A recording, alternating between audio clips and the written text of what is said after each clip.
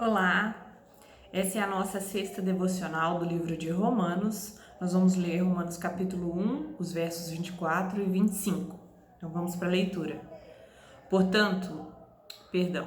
Por isso, Deus entregou tais homens à imundícia, pela concupiscência do seu próprio coração, para desonrarem o seu corpo entre si.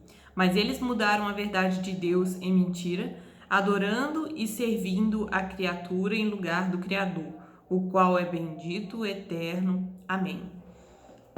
Irmãos, conforme a gente tem lido a sequência aqui, né, dos versículos de Romanos, nós vimos que Deus se revelou na consciência do homem, se revelou na natureza, mas o homem sufocou essa verdade, né, rejeitando a Deus, né?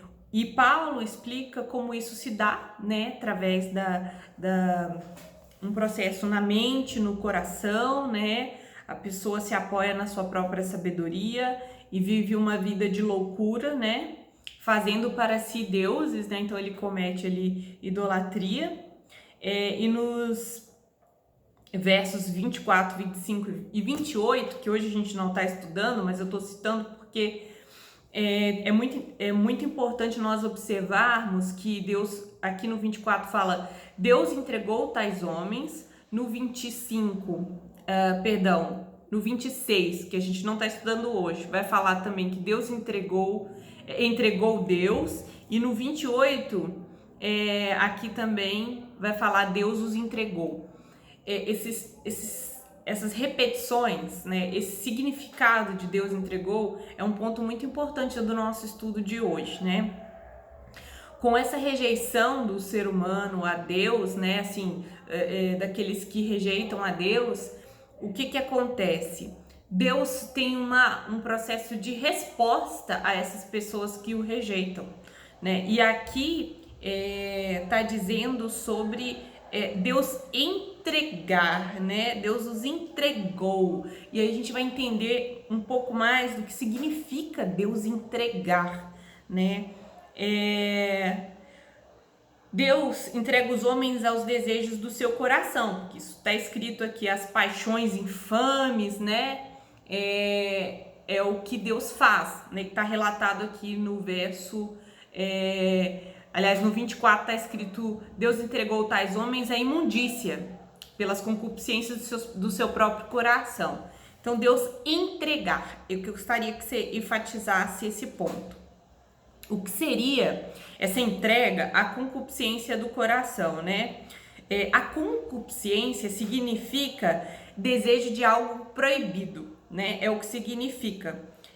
Concupiscência, de maneira geral, significa desejo. Mas no Novo Testamento, quando é utilizada a palavra concupiscência, geralmente não, é sempre ligado ao desejo de algo impróprio, algo proibido, algo errado, né? Algo ruim. Então, concupiscência aos desejos. Então, Deus entregou os homens ao desejo do seu coração, né? Esse desejo mau, desejo ruim, né? E aí, o que a gente percebe? Nós já nascemos condenados, né? Recebemos essa herança de Adão e Eva, né? Então, a gente já nasce condenado e a gente nasce escravo desses desejos do nosso coração corrompido, desse nosso coração separado de Deus, né? Então, a gente já nasce com essa inclinação para o mal. Nascemos já condenados, mas ainda nascemos com o potencial de fazer muita coisa ruim, né? Inclinados a isso. E as pessoas, de maneira geral, não querem um Deus que fique recriminando o que eles desejam em seu coração. Para que um Deus que fica recriminando todos os desejos que as pessoas têm? Então, essas pessoas, elas não querem um Deus para os recriminar dos seus desejos, né?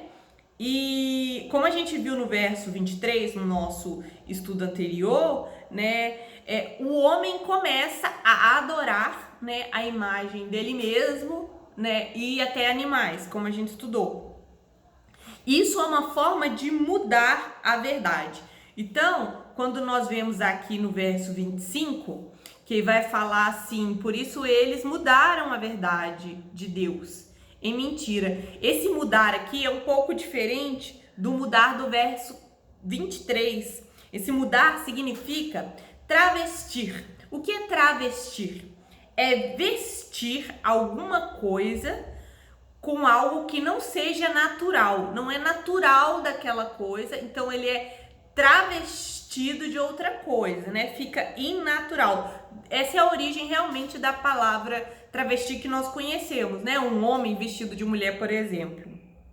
Então, o travestir a verdade, essa mudar a verdade, é reapresentar a verdade de uma maneira diferente, uma maneira mentirosa, né? Então, é isso que eles estão dizendo aqui, pois mudaram a verdade de Deus em mentira, adorando e servindo a criatura no lugar do Criador. Tá vendo que reforça o que o 23 disse?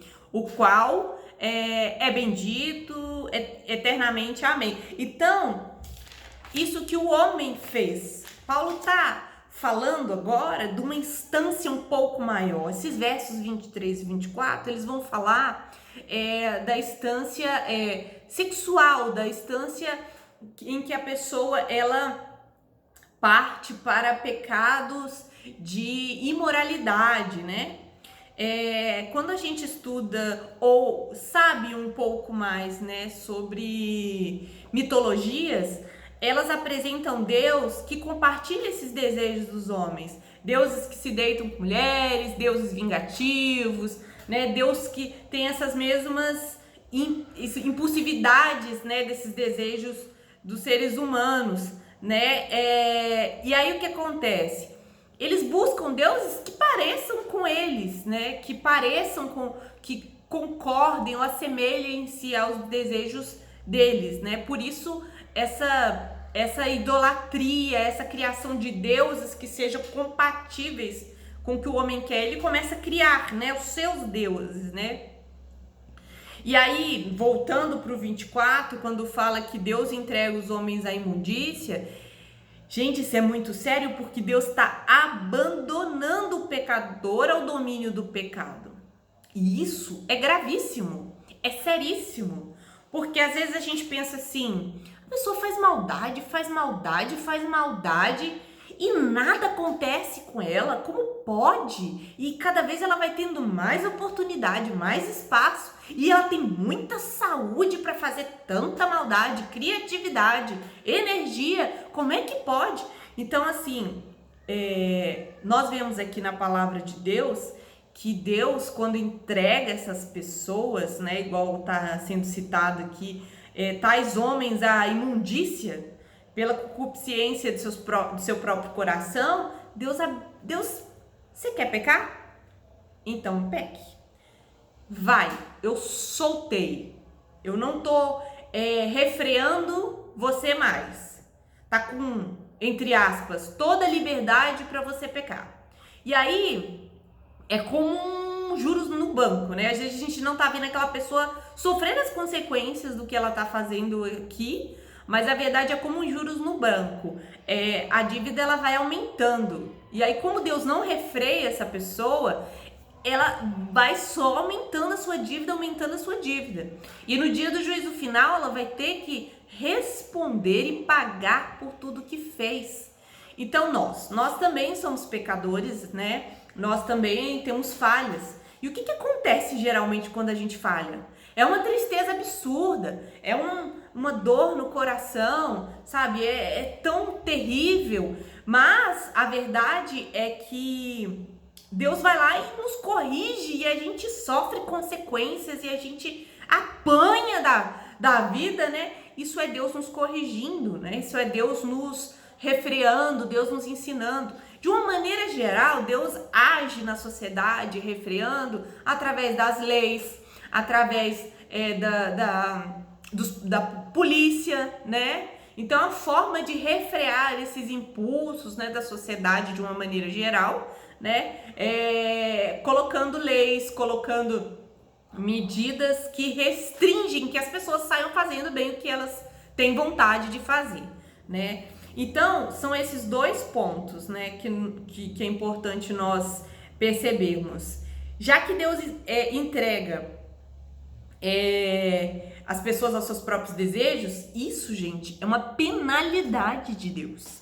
Não é impunidade, é penalidade, né? Todos nós temos potencial para fazer coisas ruins, somos pecadores, né? Então, a nova vida, o Espírito Santo em nós nos transforma para que a gente não viva essa vida de pecar. Mas uma pessoa que não tem Deus, essas pessoas que rejeitaram a Deus, conforme o Paulo tem falado, uma resposta de Deus é entregá-las aos seus pecados, né? E aí ela age ali livremente para pecar sem medidas, né? Então, o castigo para o pecado nesse caso é mais pecado, né? Quando fala de imundícies e imoralidade, né, que as imundícies Deus entrega as suas imundícies, sim, irmãos, aqui está se referindo à imoralidade sexual, né, que nem eu tinha dito anteriormente, deixa a imoralidade sem castigo, então ele vai deixando a pessoa assim, se enrolar mesmo, né, nessa vida de imoralidade. E aí essa pessoa vai ficando cada vez mais embolada, mais difícil de sair dessa vida, né? E é seríssimo se essa pessoa está numa situação em que Deus o abandonou, né? Então, o que é isso? É um sinal da ira de Deus.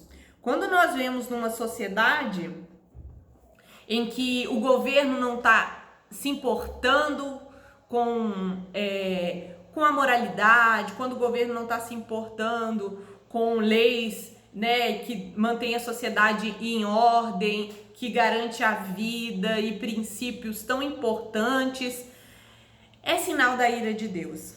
E aí nós vemos aqui, eu vou citar os Salmos 81 para você fazer uma leitura posterior, 10 e 11, e o livro de Ezequiel 14, o verso 4 e 5.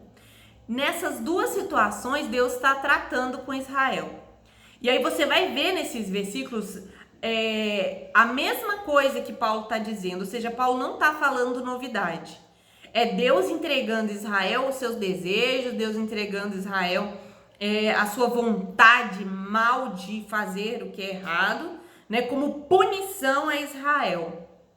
Então, tem até versículos aqui, né, que fala que Deus vai responder Israel, né, o seu povo, conforme os ídolos que eles procuram. Então, é mais ou menos assim, a pessoa vai lá e pede um milagre, uma cura, uma libertação para um ídolo. Aí Deus vai lá e responde como se fosse esse ídolo, e a pessoa recebe aquela cura, né? E aí a pessoa dá o mérito e o crédito, né, a glória para aquele ídolo. E no final quem fez foi Deus, né? E é Deus pegando o idólatra, né, o pecador, na sua própria armadilha, né? E 2 Tessalonicenses 2, 9, 12 fala que quando o homem não dá crédito aos profetas de Deus, Deus envia falsos profetas. Deus deixa os falsos profetas fazerem a festa, né? Por quê? Porque o povo busca engano, encontra engano porque rejeitaram a Deus. Então prestem bem atenção. Quando Deus entrega o pecador ao seu pecado, a uma vida de pecado, aos desejos do seu coração, às imundícias, né? Como é dito aqui, isso aí é uma penalidade de Deus. Então, viver uma vida onde nós rejeitamos a Deus gera de Deus uma ação em resposta, né? E aí fala no verso 24 também a última instância que o homem faz, né, de pecado. Aí cita que para desonrarem o seu próprio corpo entre si. Significa que Deus criou o nosso corpo para um propósito, e um propósito honroso. E aqui, quando Paulo está falando desses pecados, né, de imoralidade sexual, ele está falando que, em última instância, o homem, ele ofende o corpo que Deus deu para ele, né? assim, usando esse corpo para desonra. Então, quando Deus criou homem e mulher, macho e fêmea, né? Ele não criou homem, homem, mulher, mulher. Ele criou um casal, né, de sexos diferentes, opostos. Então, o que Deus regeu, né, nessa área sexual? Ele regeu homem e mulher para uma vida sexual heterossexual, monogâmica e no casamento. E aí a gente vê toda uma distorção acerca disso, né? Então, desonrar o corpo, que nem Paulo está citando aqui, é fazer qualquer coisa diferente disso, né? O adultério é uma forma de desonrar o corpo, a prostituição, a fornicação, o consumo de pornografia, relações sexuais homossexuais, né?